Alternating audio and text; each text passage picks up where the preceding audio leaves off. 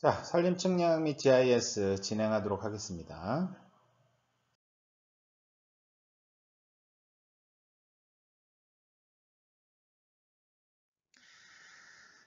자, 이제는 용어에 대한 이야기들은 거의 다 했고요. 이제 측량의 종류에 대해서 한번 알아보도록 하겠습니다. 측량의 분류 체계인데요. 교재마다 조금씩 달라요. 그래서 대략 맞춰서 정리를 했습니다. 용어도 조금 다를 수 있고요. 교재마다 굉장히 다른데 정리가 좀 필요한 부분인데 어쨌든 아까 얘기했듯이 고저 측량은 수준 측량, 고저, 수준은 같은 용어다. 그다음에 교호, 교차 같은 의미다. 이제 전 시간에도 한번 말씀을 드렸던 것 같아요. 그래서 교호, 교차 같은 의미고요. 그다음에 또 뭐 교호, 교차, 상호 뭐 이런 식으로 다 같이 이용해서 씁니다. 자, 그럼 이제 측량 방법에 의한 분류 먼저 볼게요. 측량 방법에 의한 분류로는 직접 수준 측량, 간접, 교차, 계략 수준 측량 형태로 나눠집니다. 그럼 이제 직접 수준 측량은 정밀 수준 측량, 간략 수준 측량으로 나눠지게 되고요. 간접은 삼각 수준 측량, 스타디아 수준 측량, 기압 수준 측량, 항공사진 측량 형태로 나눠집니다. 어떻게 직접과 간접을 구분할까요? 장비를 가지고 제 눈으로 직접 보면 직접. 그럼 직접 보지 않고 다른 걸 이용한다 그러면 간접이 됩니다. 그러니까 레벨, 수준 측량용 장비를 이용하지 않으면 간접, 수준 측량용 장비를 이용해서 직접 하면 직접이 된다라고 생각하시면 돼요. 뒤에 다시 말씀드릴게요. 측량의 목적에 의한 분류입니다. 목적에 의하면 고저차 수준 측량, 고저를 보는 건데 이제 고저차가 있고요. 그다음에 종단 수준 측량, 횡단 수준 측량 이런 형태로 나눠지게 되고요. 측량법에 의한 분류로는 기본 수준 측량, 그다음에 공공 수준 측량으로 나눠집니다. 기본 수준 측량은 이거는 국가가 하는 겁니다. 그래서 1등, 2등 수준 측량이 있고요. 공공 수준 측량은 2급, 3급, 보조, 간이 수준 측량 등으로 나눠지게 됩니다. 그다음에 이제 기계에 의한 분류도 있는데 교재에 있는 거라서 정리를 해봤어요.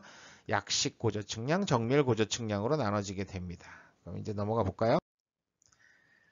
자, 측량 방법에 의한 분류 중에서 직접 고저 측량을 한번 알아보도록 하겠습니다. 고저 측량 기구인 레벨을 이용해서 직접 두 점에 세운 표적의 눈금을 시준하고 고저차를 위해 구해서 수직 위치를 결정하는 측량이 직접 고저 측량이 될 텐데요. 정밀 고저 측량과 간략 고저 측량으로 나눠집니다. 그럼 정밀한 장비를 이용해서 합니다. 정밀 레벨이나 마이크로스코프를 부착한 레벨을 이용해서 정밀하게 실시하는 수준 측량이 되겠고요. 간략 고저 측량은 워터 레벨, 핸드 레벨, 플럼 레벨, 리플렉팅 레벨 같은 간단한 레벨, 앞에서 장비 설명드릴 때 잠깐 봤죠, 사진으로. 그런 장비들을 이용해서 간단하게 정밀을 요하지 않는 두 점 간의 고저차를 구하는 측량이 간략 고저 측량이 될 것 같습니다. 간접 고저 측량입니다. 간접 고저 측량은 레벨 이외의 기구로 높이가 아닌 다른 요소를 관측해서 수학식에 의해서 표고를 결정하는 방법이 될 것 같아요. 그래서 뭐 간단하게 높이를 구하고 싶거나 산악지형이나 시설물의 높이 등 직접 측량이 불가능한 경우에 활용되는 방법들이 될 것 같아요. 그래서 삼각 수준 측량, 스타디아 수준 측량, 기압 수준 측량, 항공사진 측량 등으로 나눠지게 됩니다. 삼각 수준 측량 같은 경우 두 점 사이의 기성거리와 그 교각을 이용해서 삼각법에 의해서 표고차를 계산하게 됩니다. 결국은 삼각이나 스타디아나 별 차이는 없어요. 비슷한 거예요. 여러분들 평판에서 삼각형을 이용을 해서 우리가 하는 형태들 나왔는데요. 네, 뭐 같습니다. 각을 알고요. 네, 이렇게 해서 이 높이를 계산하는 형태들이 되겠죠. 그래서 기성거리를 알고 있으면, 직선거리를 우리가 알고 있으면 해결이 되죠. 충분히 가능한 삼각법으로 계산이 됩니다. 자, 그다음에 이제 스타디아 수준 측량은요. 여러분들 그런 거 해보셨는지 모르겠어요. 미술 시간에 여러분들 그림 그릴 때 뭐 인물화나 아니면 뭐 정물화 같은 거 그리라 그러면 여러분들 펜을 들고서 이렇게 가로 세로로 이렇게 비율을 따져갖고 그림을 그리는 그런 것들 경험해 보신 기억이 있나요? 아니면 뭐 구슬치기나 이렇게 동전 던지기 같은 거 할 때 이게 가늠을 하는 그런 것들도 있었고요.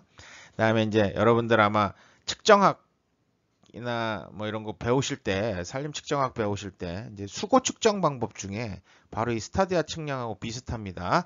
여러분들 뭐 엄지손가락이라든가 아니면 높이를 알고 있는 연필이라든가 이런 것들을 세워서 그 연필이 나무를 딱 일치시킬 때까지 제 눈에서 만들게 되는 거죠. 무슨 얘기냐면요. 삼각형이 만들어져요. 이렇게 삼각형이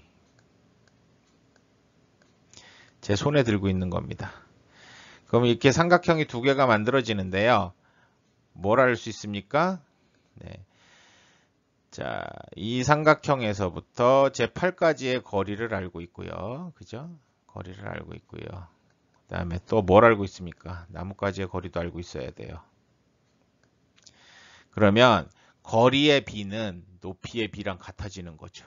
그래서 이 연필의 높이를 알고 있습니다. 그러면 계산할 수 있겠죠?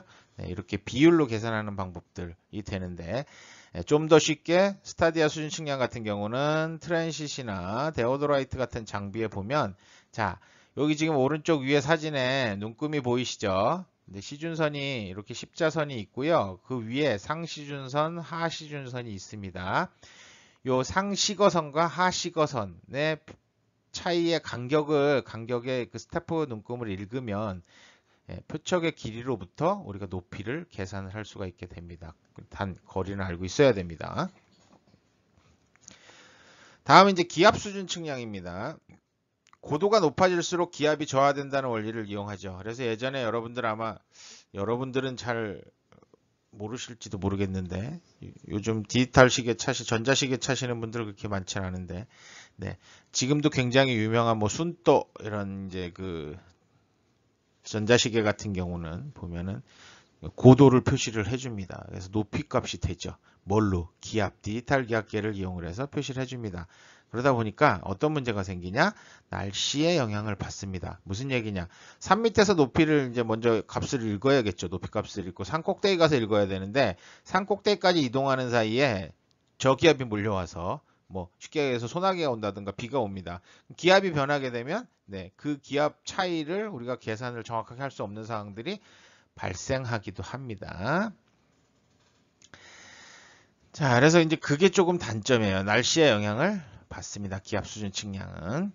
자, 그다음에 이제 항공사진 측량이 있습니다. 항공기에서 촬영한 2장 이상의 사진을 표정하고 그 시차차를 구해서 높이값을 결정하는 방법입니다.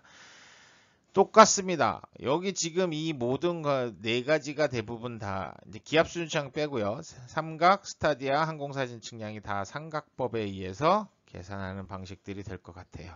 그래서 항공기에서 촬영한 사진 표정하고서요. 이 2장의 사진을 보면요. 항공사진에서 찍은 사진이 항공기에서 찍은 사진이 정사 사진이 아닙니다. 그러다 보니까 바깥쪽으로 이렇게 다 기울어지게 되고요. 똑같은 동일한 부분이 겹치는 부분이 생기죠. 그럼 이 동일한 부분을 여러분들 이렇게 양쪽에서 같이 일정 이제 폭으로 맞추게 되면 입체로 보이게 됩니다. 그래서 그게 시차차예요. 그 시차차를 측정하는 장비가 있습니다. 그 시차차 측정하는 장비를 이용을 해서 눈금을 읽어내면 우리가 항공사진에서 나무의 높이, 전봇대의 높이, 아니면은 교각의 높이, 뭐 농경지에서의 뭐 물이 흘러가는 방향이라든가 높이 같은 것들도 측정을 할 수 있게 됩니다. 매직아이 해보셨나요? 매직아이? 비슷해요. 눈에 초점을 풀고 똑같은 두 점을 이렇게 멍하니 바라다 보면 두 점이 하나로 합쳐지는 순간 희한하게 글씨가 뭐 이런 모양이 나타나게 되죠. 그런 것들하고 같은 형태라고 생각하시면 될 것 같습니다. 자, 다음 이제 측량 방법에 의한 분류에서 이제 교차하고 계략이 있었죠. 그래서 교차 수준 측량은 상호 고저 측량이라고도 이야기를 합니다. 강도는 바다 등으로 접근이 곤란한 두 측점 사이의 표고차를 직간접적으로 구하는 그런 측량을 우리가 이제 교차 수준 측량, 상호 수준 측량이라고 이야기를 하기도 해요. 계략 수준 측량은 간단한 고저 측량 기구를 사용해서 두 점 간의 표고차를 구하는 측량을 우리가 계략 수준 측량이라고 이야기하는데 앞의 방법하고도 뭐 별 차이가 없죠. 이렇게 중복되는 내용들이 상당히 많습니다. 자, 그다음에 이제 측량 목적에 의해서 고저차, 종단, 횡단입니다. 뭐 셋 다 고저차를 측량하는 거는 맞습니다.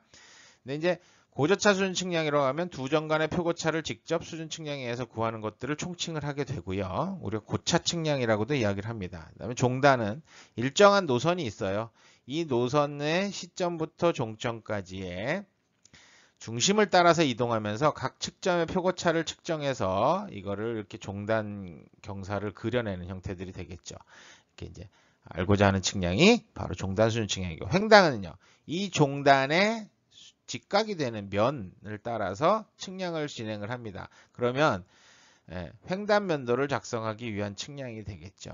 그래서 그러면 종단과 횡단을 다 측량을 하면 어떤 형태가 될까요? 나중에 이거를 입체로 우리가 최적 계산이라든가 이런 것들을 다 할 수 있는 그런 방식이 될 겁니다. 그다음에 이제 법에 의해서 기본, 그다음에 공공 수준 측량으로 나눠진다 그랬죠? 기본 측량은 수준 측량의 기초가 되는 측량을 우리가 기본 측량이라고 얘기를 합니다. 기본 수준 측량. 건설교통부 장관의 명을 받아서 국립지리원장, 국토지리정보원장이 실시하는 측량이 될 것 같습니다. 그래서 1등, 2등으로 나눠집니다. 그래서 뭐 1등은 말 그대로 1등에 맞는 장비를 이용을 해서 이제 정확도를 결정하는 측량이 될 거고요. 2등 수준 측량은 2등 수준점 설치를 위해서 많은 측량이 될 것 같습니다. 자, 공공 수준 측량은요, 공공의 이해와 관계가 있는 측량입니다. 그래서 기본 측량 이외에 측량 중에서 국가, 지방자치단체, 정부 투자기관과 대통령이 정하는 기관이 실시하는 수준 측량을 공공 수준 측량이라고 이야기를 합니다. 대부분, 그러니까 뭐라 그럴까요? 보증서가 따라오는 측량 생각하시면 됩니다. 그러니까 우리가 1등 수준점, 2등 수준점 만드는 거 이외에 이 나오는 측량들은 대부분 공공 수준 측량이라고 보시면 돼요. 그러면 우리가 산림에서 하는 수준 측량은 여기에 안 들어갑니다. 공공 수준 측량에는 2급 수준 측량, 3급 수준 측량, 보조 수준 측량, 간이 수준 측량 등이 있습니다. 그래서 2급 수준 측량은 시가지, 하천 측량, 3급 수준 측량 등의 기준이 되는 정도를 만족하는 비교적 정밀을 요하는 경우에 수준 측량이 되고요. 3급은 도로, 하천 등 각종 측량 등에 적용하는 수준 측량. 그래서 일반적으로 우리가 3급 수준 측량을 공공 수준 측량이라고 보시면 되고요. 요거를 이제 쓰기 위한 기준을 만들어주는 게 2급 수준 측량이다라고 생각하시면 됩니다. 자, 보조는 산지에서 3급 수준 측량 작업의 보조점 측량을 의미를 하게 됩니다. 네, 우리가 하는 산림 측량은 이 보조 수준 측량에도 못 들어갑니다. 간이 수준 측량은 항공사진의 도하를 위한 표정점 측량을 하게 할 때 쓰는 게 간이 수준 측량이 됩니다. 자, 기계에 의한 분류입니다. 교재에 있어서 이제 간단히 정리했는데요. 뭐 아까 앞에서 봤던 거랑 비슷해요. 그죠? 약식 고저 수준 측량은 약식 고저 측량, 약식 수준 측량은 핸드레벨이나 그 밖에 간단한 고저 측량 기계를 사용해서 측정하는 수준 측량이고요. 정밀 고저 측량이나 정밀 수준 측량은 감도가 높은 정밀한 레벨과 표척을 사용해서 측정하는 수준 측량을 이야기를 하게 됩니다. 자, 그럼 이제 고저 측량의 원리부터 한번 알아볼까요? 원리하고 이제 시중거리인데요. 고저 측량의 원리는 뭐 높이 표고차를 구하는 방법이죠. 그러다 보니까 가장 중요한 게 뭡니까? 여러분들 반드시 기계는 수평으로 설치돼야 됩니다. 기계가 수평이 아니라 그러면 이렇게 삐딱하게 설치가 되면 측량을 수행할 수가 없어요. 물론 그 부분에 대한 오차를 보정하는 방법도 있긴 하지만 가급적이면 오차 보정하지 않고 수평으로 측량하는 게 가장 좋겠죠. 자, 기본적인 공식 우리 한번 살펴보면요. 자, 먼저 이제 A에서 B 지점까지의 표고차를 구하는 부분입니다. 자, 먼저 기계를 처음 설치한 곳이 우리가 이제 측량 기준점에다 A점에다 기계를 설치하는 게 아니고요. A점과 B 지점의 사이 어딘가에다 설치를 하겠죠. 네, 그렇게 설치된 기계, 첫 번째 기계가 설치된 지역에서 이제 스타프를 세우고요. 앞뒤로 세울 텐데요. 뭐 여유가 있다면 두 개를 동시에 세울 수도 있겠지만 뭐 앞쪽에 한번 세웠다가 뒤로 옮겼다 하겠죠. 자, A 지점에다가 라지 A 지점에다 이제 스타프를 세우고 후시 값을 읽습니다. 처음 이제 뒤에 읽는 게 후시라고 말씀을 드렸죠. 그럼 이제 A1 값입니다. 그다음에 이제 임의 지점에 스타프를 설치를 하고요. 이번에는 전시 값을 읽습니다. B1이라고 이제 됐네요. 그러면 요 지점, 지금 이 스타프 A가 설치된 지점하고요. 그다음에 임의의 지점하고의 표고차를 구하는 것은 델타 H는 H1은 A1-B1 후시 마이너스 전시입니다. 자, 이렇게 하면은 바로 요 스타프 값만큼이 잘려 나가니까 결국은 높이가 나오는 거죠. 자, H2도 마찬가지입니다. 이제 두 번째 장소로 이제 기계를 옮겨요. 스타프는 고정된 상태고요. 이제 B1에다가. 자, 제일 처음에 설치하고 읽는 값, 뒤를 돌아보면서 읽는 값, 후시라고 얘기를 했죠. 그래서 A2를 읽습니다. 자, 이번에는 반대로 기계를 돌려서 스타프를 이번엔 세 번째 지점에 설치를 하고요. B2를 읽습니다.